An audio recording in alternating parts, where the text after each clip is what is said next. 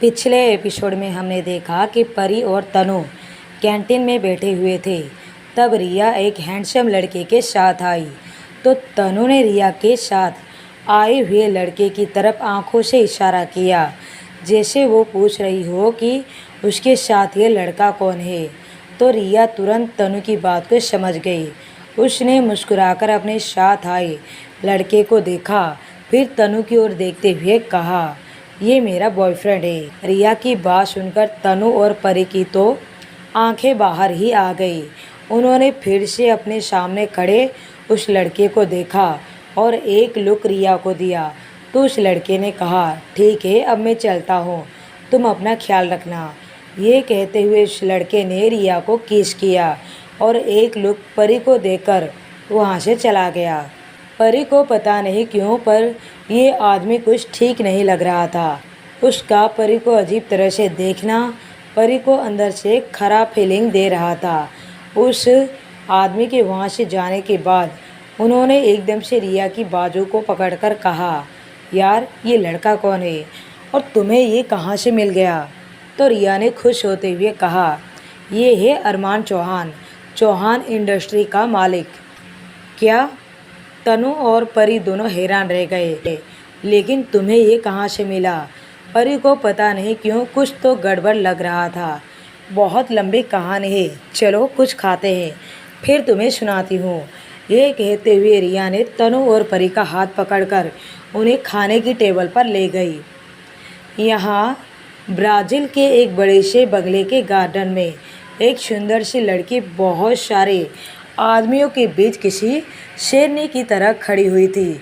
उसकी आंखें चेतावनी से भरी हुई थी और वो उन पर हमला करने के लिए तैयार थी। जैसे ही वो सब आदमी उस लड़की की तरफ बढ़े, उसने एक एक करके उन्हें ज़मीन पर ढेर कर दिया। उस लड़की की स्किल इतनी अच्छी थी कि सबसे टैलेंटेड आदमी भी उसके सामने हार मान चुका था। उस लड़की की तीखी नज़रें नीचे ज़मीन पर पड़े आदमियों पर घूम रही थी और उसने अपने हाथ को झाड़ते हुए कहा, अभी तुम्हें सीखने की बहुत ज़रूरत है। इतने में किसी की आवाज़ उसके पीछे से आई। तुमने अपने पापा के जाने के बाद अपने आप को काफ़ी ज़्यादा इम्प्रूव कर लिया है। उस लड़की ने अपने आप को आवाज़ की दिशा में घुमाया और एक मुस्कुराहट के साथ कहा, अंकल आप? हाँ मैं। साउथ अमेरिका के सबसे पॉपुलर न्यूज़पेपर में जब मैंने तुम्हारा नाम देखा तो तुमसे मिले बिना रह नहीं पाया। रिद्धि, तुम वाकई बहुत ही काबिल हो। तुम्हारे पापा ने जब तुम्हारी जिम्मेदारी मुझे दी तो मुझे लगा था कि पता नहीं मैं तुम्हारी जवाबदारी ठीक से उठा पाऊँगा या नहीं, लेकिन अब मैं रिलैक्स हूँ। मुझे तो कुछ करने की ज़रूरत ही नहीं पड़ी क्योंकि तुम इतनी समझदार हो, सुलझी हुई हो और कोई भी तुमसे इम्प्रेस हो जाता है। अंकल, आप कुछ ज़्यादा ही मेरी तारीफ़ कर रहे हैं। मैं इतने भी काबिल नहीं जितनी आप तारीफ़ कर रहे हैं। रिद्धि ने कहा, बेटा I am proud of you, लेकिन अब तुम्हें मेरे साथ इंडिया चलना होगा। मुझे वहाँ कुछ काम है और मैं अपने भांजे से भी तुम्हें मिलवाना चाहता हूँ। तुम्हारे पापा ने मुझे बताया था कि तुम मेरे भांजे से काफ़ी इम्प्रेस हो और तुम्हारे पापा मेरे भांजे के साथ तुम्हारी शादी की प्लानिंग कर रहे थे और उनकी इच्छा को अब मैं पूरा करूँगा। उस आदमी ने कहा तो रिद्धि के कान गर्म हो गए। उसकी नज़रें झुक गई। उसने धीरे से कहा, क्या आप युवराज की बात कर रहे हैं? हाँ बिल्कुल, तुम एक बार पहले भी उससे मिल चुकी हो। मेरा भांजा अनोखा लड़का है, उसका किसी से कोई मेल नहीं, वो अपने आप में ही एक है। मेरे काबिल भांजे के लिए उसकी जैसे काबिल लड़की की ज़रूरत है जो उसका हर मोड़ पर साथ दे सके। तुमसे अच्छी लड़की मेरे भांजे को मिल ही नहीं सकती जो सिर्फ चेहरे से ही नहीं हर चीज़ से काबिल हो। उस आदमी की बातें जैसे जैसे उस लड़की के कानों में जा रही थी, रिद्धि का दिमाग युवराज के ख्यालों से भर चुका था। वो जब पहली बार युवराज से मिली थी तब से उसके ऊपर युवराज का प्रभाव काफ़ी गहरा है। ठीक है बेटा, अब मैं चलता हूँ। जब हम इंडिया जाएंगे तो मैं तुम्हें बता दूँगा। ये कहकर वो आदमी जल्दी से चला गया। यहाँ इंडिया में परी बिला वापस आई तो युवराज वहाँ नहीं था। उसने गहरी सांस ली वो युवराज के रूम में आ गई। वो युवराज को काफ़ी ज़्यादा मिस कर रही थी। ना तो उसके पास फ़ोन में युवराज का एक भी पिक था और ना ही युवराज के पूरे घर में उसकी कोई तस्वीर थी। परी ने एक नज़र युवराज के रूम में देखा और अपना फ़ोन निकालकर युवराज को कॉल किया। एक रिंग के बाद युवराज ने कॉल उठा लिया और कहा, हाँ बोलो। परी ने पूछा, तुम कब तक वापस आओगे? मुझे देर हो जाएगी, तुम खाना खाकर सो जाना। युवराज की बात सुनकर परी का चेहरा मायूस हो गया। उसने अपनी मुरझाई हुई आवाज़ में पूछा, तुम क्या कर रही हो? मीटिंग में हूँ, युवराज ने कहा। तुमने मीटिंग में भी मेरा फ़ोन उठा लिया? तो युवराज ने कहा, हाँ ठीक है बाय। परी ने ये कहकर बेमन से फ़ोन काट दिया। उसने एक गहरी सांस ली और अपने रूम में आ गई। कुछ ही देर पढ़ने के बाद जब उसने फ़ोन को देखा तो उसमें रिया का मैसेज आया हुआ था, हम सब आज रात क्लब जाने की सोच रहे हैं, क्या तुम आना चाहोगी? रिया का मैसेज पढ़कर परी ने सोचा। रिया का मैसेज पढ़कर परी ने कुछ देर इस बारे में सोचा। वैसे भी वो यहाँ बोर होने वाली थी। अगर कुछ ही देर बाहर घूमने जाए तो उसे अच्छा भी लगेगा। उसने जवाब दिया, ठीक है मैं आऊँगी। गुड। रात के 8 बजे तैयार रहना। रिया का मैसेज तुरंत आ गया। परी तैयार हुई और वो क्लब जाने के लिए निकल गई। उसका बॉडीगार्ड उसके साथ था। यहाँ तनु और रिया और उसका बॉयफ्रेंड अरमान भी उनके साथ क्लब के बाहर परी का वेट कर रहा था। परी जब वहाँ पहुँची तो उसने उन तीनों को वहाँ खड़े हुए देखा। उसको नहीं पता था कि रिया अरमान को भी वहाँ बुला लेगी।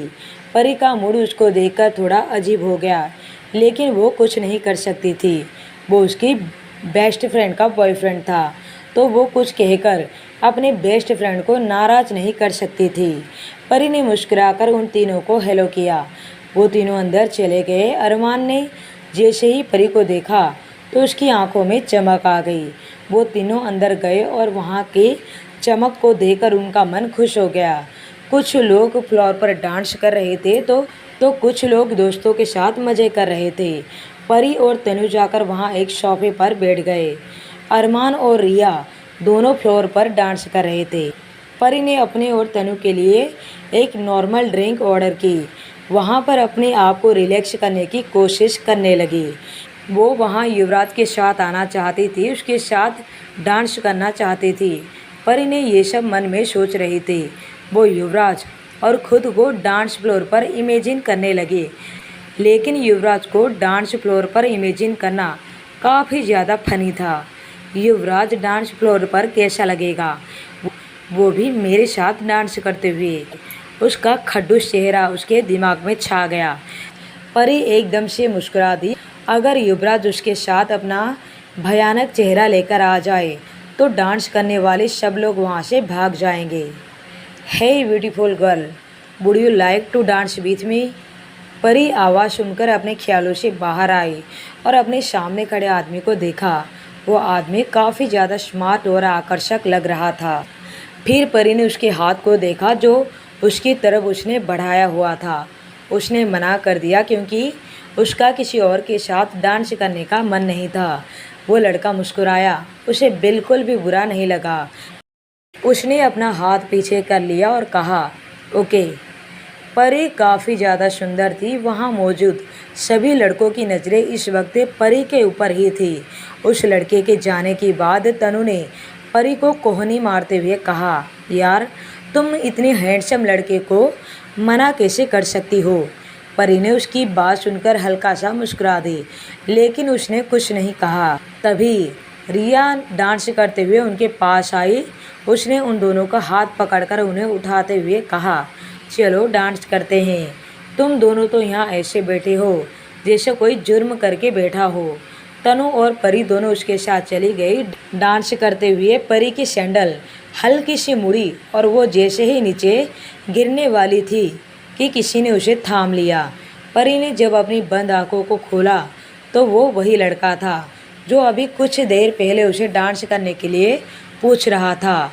अरे आराम से, आपको अभी लग जाती तो, उस लड़के ने कहा। तो परी ने उठने की कोशिश करते हुए कहा, थैंक्स। वो लड़का उसे खड़ा होने में मदद करने लगा। उस लड़के ने अभी भी परी की कमर को पकड़ा हुआ था कि तभी किसी की गुस्से और आश्चर्य से भरी हुई आवाज़ आई, परी। परी और उस लड़के ने एक साथ आवाज़ की दिशा की ओर अपना चेहरा घुमाया तो सामने युवराज खड़ा था। युवराज को वहाँ देखकर परी एकदम से उस लड़के से दूर हो गई। उसे ऐसा महसूस हो रहा था जैसे उसके पति ने उसे किसी दूसरे लड़के के साथ चीट करते हुए पकड़ लिया हो। वो एकदम से डर गई। आखिर युवराज ने उसे ऐसी सिचुएशन में देख लिया था कि उसका उसे गलत समझना जाहिर सी बात था। परी अपनी जगह पर भूत बनी खड़ी थी। उसकी हिम्मत नहीं हो रही थी कि वो हिल भी सके। युवराज ने गुस्से से उसकी तरफ बढ़ा। उसने उसके पास रुककर एक नज़र परी की कमर की ओर किया, जिसको अभी अभी किसी और लड़के ने पकड़ा हुआ था। उसके बाद उसने घुरकर अपने सामने खड़े लड़के को देखा, जो निडर होकर अभी भी वहीं खड़ा हुआ था। तनु और रिया भी ये सब कुछ देख रहे थे और वो सब सिचुएशन को देखकर चुप ही रहे, क्योंकि वो दोनों भी युवराज का चेहरा देखकर डर गए थे। युवराज गुस्से से उस लड़के को घूर रहा था, जैसे वो उसे जिंदा ही निगल जाएगा। परी को एहसास हुआ कि अब कुछ आगे गलत होने वाला है। युवराज जैसे ही उस लड़के की तरफ बढ़ने लगा था, परी उसके सीने से जाकर चिपक गई और बोली, युवराज, जैसा तुम समझ रहे हो वैसा बिल्कुल भी नहीं है। परी चुप, एकदम चुप, युवराज गुस्से से बोला तो परी भी घबरा गई। लेकिन उसका इस वक्त मामले को सुलझाना ज़्यादा ज़रूरी था। उसने धीरे से युवराज के सीने पर हाथ रखते हुए कहा, युवराज, मुझे बहुत दर्द हो रहा है, प्लीज़ घर चलो। युवराज की पलकें अब जाकर धीरे से झपकी और उसने परी को पकड़ लिया। कहाँ दर्द हो रहा है? परी ने दोबारा से चिल्लाते हुए कहा, युवराज प्लीज़ घर चलो। तो युवराज ने कहा, ठीक है। उसने उस लड़के को एक नज़र देखा और उसके बाद उसने अपने पीछे खड़े अपने आदमी को एक नज़र देखा, जैसे वो कुछ कह रहा हो। उसके बाद वो परी को लेकर बाहर आ गया। वो लड़का बस उन्हें शुरू से लास्ट तक घूरता ही रह गया। वो युवराज को नहीं जानता था। उसे इस बात का बिल्कुल भी बुरा नहीं लगा कि जो लड़की उसे पसंद आई थी किसी और लड़के के साथ थी। तनु ने भी परी और युवराज के वहाँ से जाने के बाद एक चैन की सांस ली। उतने में ही रिया और अरमान तनु के पास आए। अभी जो कुछ भी ये हो रहा था उसे देखकर तो अरमान स्पीचलेस था। परी और युवराज दोनों कार में थे। युवराज के एक्सप्रेशन कठोर थे। वो गुस्से से परी को घूर रहा था। देखो, तुमने जो भी देखा वो सब तुम्हारी गलतफहमी थी। उसने बस मुझे गिरने से बचाने के लिए पकड़ा हुआ था, परी ने युवराज को समझाते हुए कहा। तो युवराज का गुस्सा थोड़ा लाइट हो गया, लेकिन वो पूरी तरह से शांत नहीं हुआ था। तुम वहाँ क्या कर रही थी? तनु और रिया के साथ गई थी। परी ने अपने सिर को युवराज के कंधे पर रखते हुए कहा। युवराज ने गहरी सांस ली। आज के बाद ऐसे कभी भी बाहर मत जाना, उसने थोड़ी कठोर आवाज़ में कहा। ठीक है, परी ने प्यार से कहा। लेकिन उसने फिर युवराज से दोबारा से कुछ याद करते हुए पूछा, और तुम वहाँ क्या कर रहे थे? मैं एक मीटिंग के लिए वहाँ गया था, युवराज ने उसे अपने करीब खींचते हुए कहा।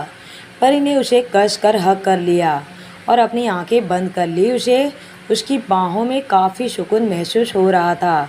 वो उसे सच में बहुत ज़्यादा प्यार करने लगी थी, इतना कि उसके खोने के ख्याल से ही डरती थी। कार जब तक बिला पहुंची तब तक परी सो चुकी थी। युवराज ने उसे उठाया और परी को ऊपर कमरे में लेकर चला गया। सुबह के वक्त जब परी की नींद खुली तो युवराज वहाँ नहीं था। उसने अंगड़ाई ली और बाथरूम में घुस गई। जब फ्रेश होकर वो नीचे आई तो युवराज नीचे भी नहीं था। शायद वो ऑफिस के लिए निकल चुका था। परी ने मुंह बनाकर कहा, खड्डूस, आज फिर से ये चला गया। यहाँ राठौड़ मेंशन में। दीदी, आपको क्या लगता है कि युवराज की शादी हमें एक मामूली सी कॉलेज में पढ़ने वाली लड़की से करानी चाहिए? मैं युवराज के लिए दुनिया की सबसे अच्छी लड़की पसंद की है, जो उसके लिए बेस्ट है, आप समझिए। मिसेज राठौड़ को एक मोटे आदमी ने समझाते हुए कहा। मिसेज राठौड़ ने अपनी भाई की बात सुनकर एक नज़र रिद्धि को देखा, जो बहुत ही शांत लहजे में वहाँ बैठी हुई थी। भैया, मुझे नहीं लगता है कि आपको युवराज को इस बारे में बात करनी चाहिए, क्योंकि आपको पता है ना कि युवराज कैसा है। मैं जानती हूँ रिद्धि एक अच्छी लड़की है, लेकिन मुझे नहीं लगता कि हमें युवराज को रिद्धि के साथ शादी करने के लिए कहना चाहिए। दीदी, मुझे ऐसा लगता है जैसे आपको अपने बेटे की फिक्र नहीं। आप एक मामूली लड़की को कैसे राठौड़ खानदान की बहू बनाने की बात कर सकती हैं। युवराज के मामा ने जैसे ही कहा, एक कड़क आवाज़ लिविंग रूम में गूंज उठी। मामा जी, आपको कब से मेरी इतनी फिक्र होने लगी कि आप मेरी ज़िंदगी के फैसले लेने लग गए। सभी आवाज़ की दिशा की ओर देखने लगे। देखा तो युवराज वहाँ गुस्से से खड़ा था। युवराज का मामा थोड़ी देर के लिए उसके एक्सप्रेशन को देखकर डर गया, लेकिन उसने दोबारा से ज़्यादा नहीं सोचा।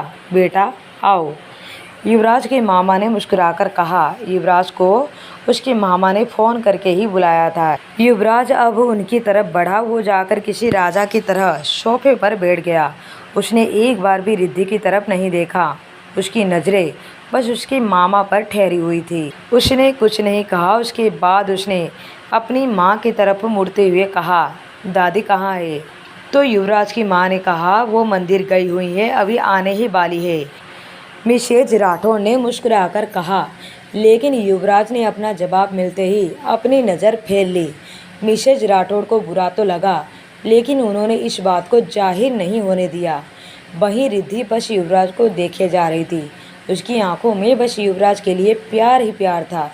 बेटा, मैं तुम्हारे लिए कुछ कहना चाहता हूँ, युवराज के मामा ने कहा। तो युवराज ने बात को बीच में ही काटते हुए कहा, अगर ये मेरी शादी के बारे में है तो मैं एक भी शब्द नहीं सुनना चाहता। युवराज की रूढ़ आवाज़ सुनकर उसके मामा चुप हो गए। उन्होंने एक बार रिद्धि की तरफ मायूस होकर देखा। रिद्धि ने उनकी तरफ देखकर अपनी आंखें प्यार से झपटा ली, जैसे वो कह रही हो कि कोई बात नहीं।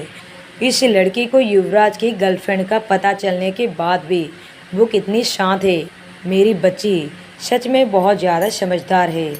पता नहीं इन लोगों को ये क्यों नहीं दिखाई देता, लेकिन वो भी हार मानने वाला नहीं था। उसे बस अपने दोस्त से किया हुआ वादा पूरा करना है। लेकिन वो भी हार मानने वाला नहीं है।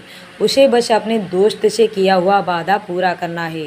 युवराज के मामा एक नज़र युवराज को देखा, जो एक बार भी रिद्धि की तरफ नहीं देखा था।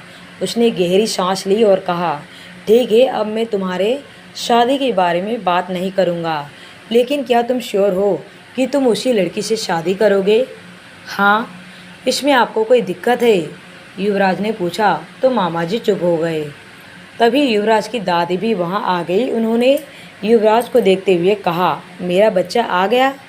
अपनी दादी की आवाज़ सुनकर युवराज खड़ा हो गया। उनके पास जाते हुए बोला, क्या अब आपकी तबीयत ठीक है? हाँ मेरे बच्चे, अब मैं ठीक हूँ, युवराज की दादी ने कहा।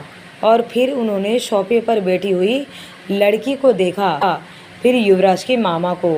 तुम फिर आ गए गंजे आदमी, और कौन सा तूफान लेकर आए हो? जब भी आते हो कुछ ना कुछ करके ही जाते हो। आंटी, आप मेरे साथ ऐसा बिहेव नहीं कर सकती। सगा नहीं, लेकिन मैं भी आपके बेटे जैसा ही हूँ। हाँ हाँ जानती हूँ, लेकिन अचानक से कैसे आना हुआ? युवराज की दादी ने अपनी नज़रें रिद्धि के ऊपर टिकाते हुए पूछा।